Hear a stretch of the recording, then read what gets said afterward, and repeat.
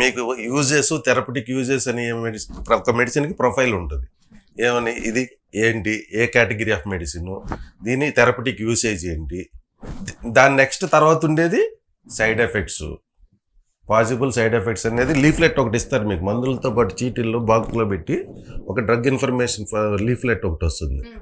దాంట్లో అందరు చిన్న ఫార్మేట్లో ఉంది, ఎవరు చదవరు. అది అన్ని లాంగ్వేజెస్లో కంపల్సరీగా ఇవ్వాలి.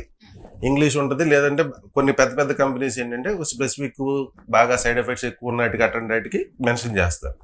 ప్రెగ్నెన్సీలో ఉన్న వాళ్ళు వేసుకోవాలా, వేసుకోకూడదా, పాలు ఇచ్చే తల్లులు వాడొచ్చా, వాడకూడదా, ఏ ఏజ్లో గ్రూప్లో ఉన్న వాళ్ళు వేసుకోవాలి. ఇదేంటంటే ఒక డ్రగ్ ఇంకో డ్రగ్ కల్పించినప్పుడు కూడా ఆ కంపాటబిలిటీ అంటాం, డ్రగ్ ఇన్కంపాటబిలిటీ అంటాం. అంటే పారాసెటమాల్ ఇచ్చాడు, లేకపోతే ఒక యాంటీబయాటిక్ ఇచ్చాడు, తర్వాత మల్టీవిటమిన్ ఇస్తాడు.